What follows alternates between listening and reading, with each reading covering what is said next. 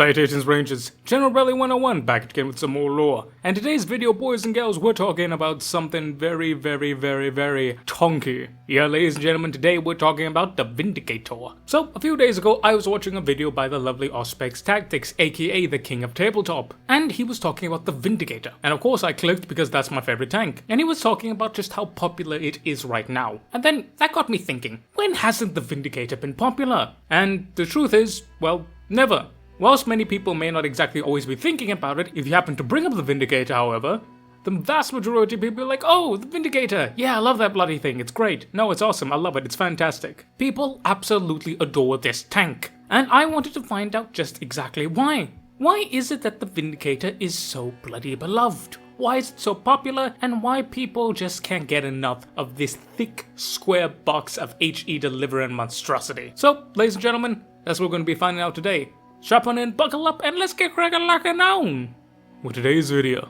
The story of the Vindicator begins, like all things in regards to humanity, way back when during the dark age of technology. You see, during the big human war with the AI, it turns out that the AI and the robots were able to inhabit jungle areas as well as urban areas. And due to their natures of being able to symbiosis with them and adapt incredibly well, they were able to fortify these positions terribly good. Meaning that any and all infantry assaults or armored assaults or any assaults by the human forces ended up in massive amounts of casualties. Now the humans couldn't use their super heavy assets because in their areas, super heavies in jungles or in urban areas not exactly the best fit, and usually these sites were localized tactical areas, meaning that to nuke it from orbit would be a bit wasteful. So we then have a chap by the name of General Vindictus. General Vindictus needed a new weapon. So he went over to the tech class and he was like, right, my boys are dying out here, I need a new weapon. I need a new tank that can roll up, take copious amounts of fire, go through anywhere, not be impeded by overgrowth terrain or rubble, and simply lob big ol' HEs to blow up bunkers and defensive fortifications. And he would be the lead on this project. So much so, but by the time the actual vehicle was developed, the researchers named it in his honor, the Vindicator. I see the GW still has a thing about naming people's names after tanks. Good to know, I guess. But with the creation of the Vindicator, the humans actually had something that could get into those overgrown areas as well as in those destroyed city settlements. The Vindicator was based on the ubiquitous Rhino chassis, but significantly up-armored, approximately twice as much armor, and it had two main features that made it incredibly good at its job. That being one, a massive demolisher cannon, or a thunderer cannon, or a heavy bombard cannon, it depends. The modern day variant uses the demolisher because that's the Imperial version, but it's basically a big heavy siege mortar. This thing could be anywhere from 300 to 500 millimeters, and would lob a big heckin' chunk of HE, square any type of fortification, and blow it to hell and back and then again twice over. And to make sure that it got there, it had a siege shield. This was a massive dozer blade with sharpened adamantine teeth, meaning that it could cut through any types of jungle overgrowth, but additionally, it could clear out any rubble or debris made impassable by certain terrain. Combine this with its low profile, as well as its incredible power with an upgraded power plant, meant that it could clear out debris, jungle brushes, any type of obstacle and terrain, so it could get up close and personal with that big ol' HE gun. And due to its nature about being involved in urban environment combat and difficult terrain combat like jungles and whatnot, its front with a slab shield, but more importantly its top, is significantly more heavily armored. Indeed, there are accounts of these things taking direct hits to the hatches and absolutely nothing happened. Again, incredibly heavily armored. But all this does come at a cost though. Its max off-road capability is only about 30 to 40 kilometers per hour. It's not exactly a fast bastard, but with its role and its nature, it's not designed to be. It's the perfect siege assault tank. And it would be incredibly successfully used throughout the entirety of the Dark Age of Technology War, but eventually it would be lost. And it would be recovered by the Imperium during the Great Crusade, where it would be put into use for a time. You see, the Vindicator was a very unique vehicle, but that's the thing though.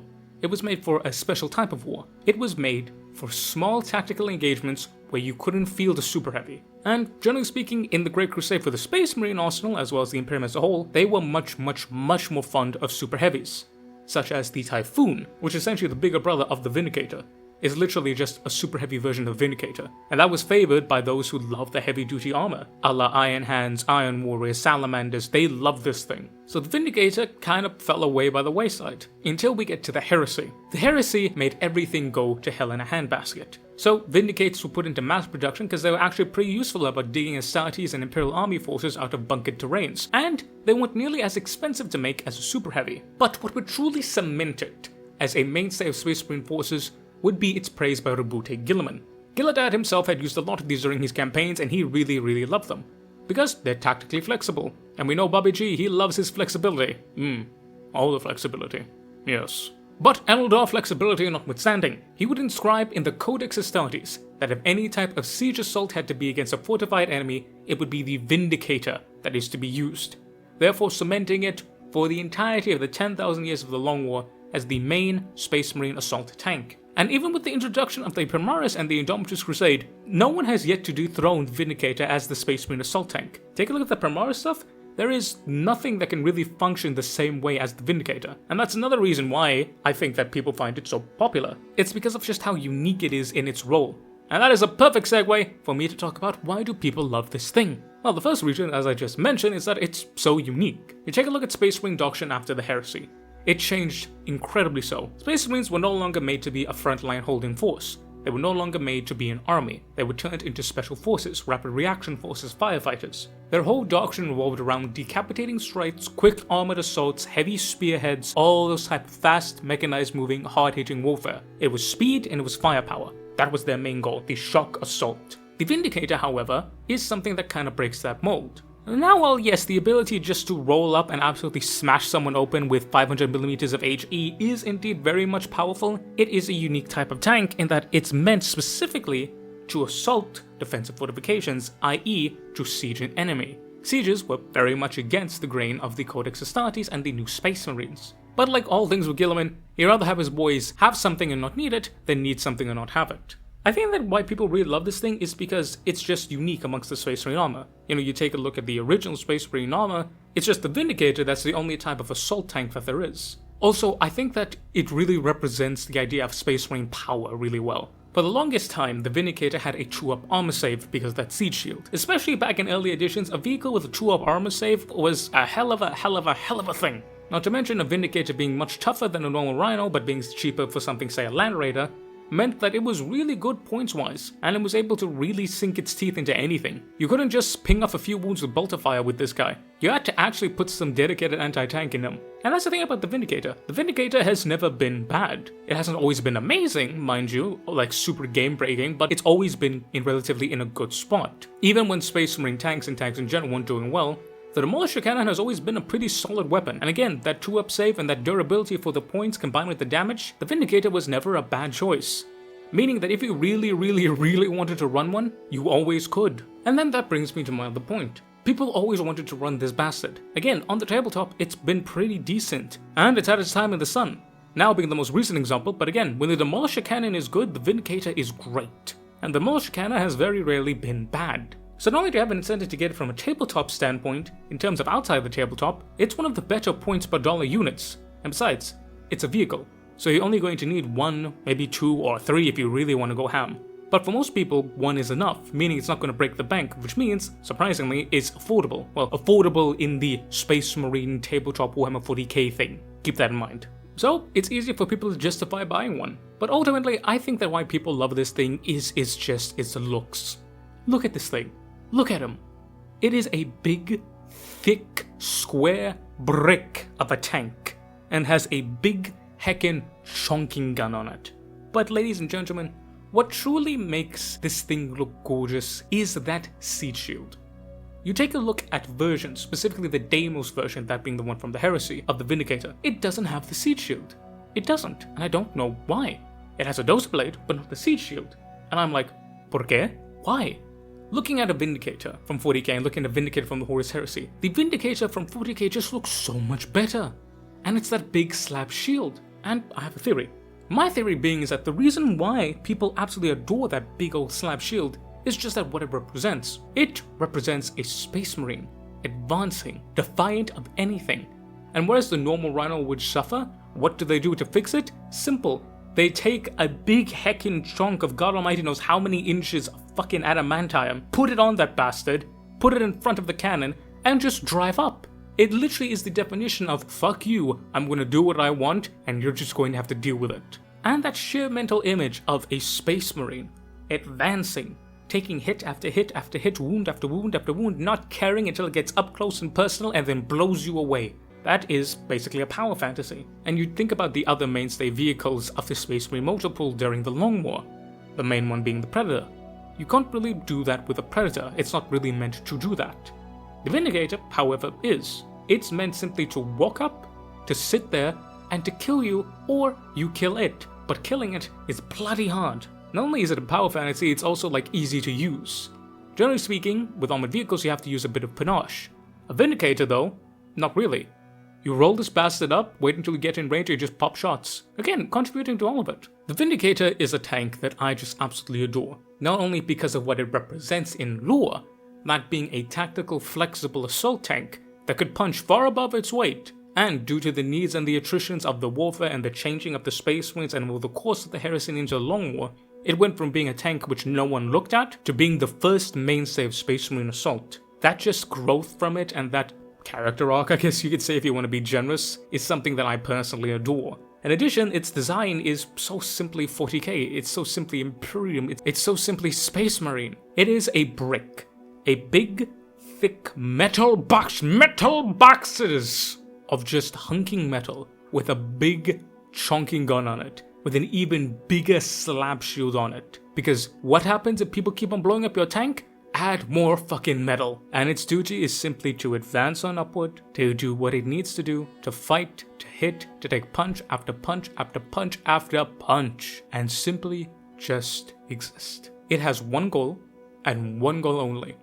To deliver that big gun to the front, and keep on firing, until the ammo runs out, or there's no more tank left. It's very much like a Hunchback from Battletech. And I think that connection is actually a bit more apt than I thought would be, because the Vindicator is a tool of war. It is an attrishable asset that is meant to roll up and take damage after damage and simply do what it needs to do. It's not fancy, it's not something special, you don't gotta worry about it. It is simply a tool of war made manifest. It is brutality incarnate. It is destruction in its purest and simplest form. And my god, do I just adore it. So, all in all, if I have to answer why do people love this tank so much, it's because of just what it represents. It is the simplicity of it, the sheer durability and firepower and the power fantasy that comes with being a Space Marine, the ability to weather anything but the heaviest, most dedicated, concentrated fire, and to simply do what needs to be done. And what needs to be done is destruction, true, wrathful, primal, fury destruction. Looking at all of this, just looking at how it looks in that big, beautiful siege shield, it's no wonder why people absolutely love this tank. And it is my favorite vehicle from the Firstborn range. Because it's just so Space Marine-y, it's so 40k, I adore it, I love this thing. And I guess that's why everyone else loves it too. Because at the end of the day, the Vindicator is the Vindicator. It's gonna do what it does, and if you're in its way, oh, you better bloody not be. But yeah, ladies and gentlemen, thank you so much for watching. Let me know what you guys think down below. Do you guys love the Vindicator? Is it your favorite tank? Have you guys always enjoyed the Vindicator? To my tabletop playing fellows, have you guys found recent success in the Vindicator? How's everything going with you guys? I want to hear everything down below. And let me know, what is your favorite tank in all of the Warhammer 40ks? But I want to say a massive thank you guys for watching, and even more massive thank you to my awesome members and Patreons. Big shout out to my Officer Corps with Mr. Eddie V3, Mr. Majora of the Void, and Mr. General Alexander. Shout out to my Sergeant Tier members, Mr. Damiak, Mr. Andy McGee, Mr. Warsmith Fireheart, Mr. Corns Butcher, and Mr. Sean IRL 7. Big shout out to my Corporal Tier members, Mr. Bulwin, Tremail the Math Kitty, Mr. Lord Rosarius, and Mr. Tech Priest Toaster. And shout out again to Mr. Bulwin. And finally, but certainly not least, massive thank you to my privateer members, Mr. Thomas Moslons, Mr. Ivan_SVW, Mr. Hattori's Curse, Mr. Monkey Man, Mr. Michael Hayeda, Mr. Diego Castro, and Mr. Fortus Unum. Thank you. Thank you, each and every single one of you. It means the absolute world to me. I love and I appreciate each and every single one of you. So, If you want to join these awesome guys and gals and help with the channel, sign up today with our memberships or the Patreon. You get early access to these videos, usually behind the scenes stuff, member-only votes, polls, monthly Q&As, all that wonderful good stuff. I haven't forgotten about the Q&A. I will do it eventually. Out sometime this week, probably, I promise. But most importantly, you can help out this channel, and I am trying to make this my full-time vocation, and doing this, and you guys signing up will just make that dream a lot more possible. But remember, it's always be free, and I will love you, whether you give me $1 or not. Mwah! Yes, I will. But ladies and gentlemen, I've been the General Bradley 101. You've been full of some amazing people. Thank you all so very much for watching. Make sure to stay resolute out there, boys and girls. And I will catch y'all next time. This was Ranger's Big Tonk.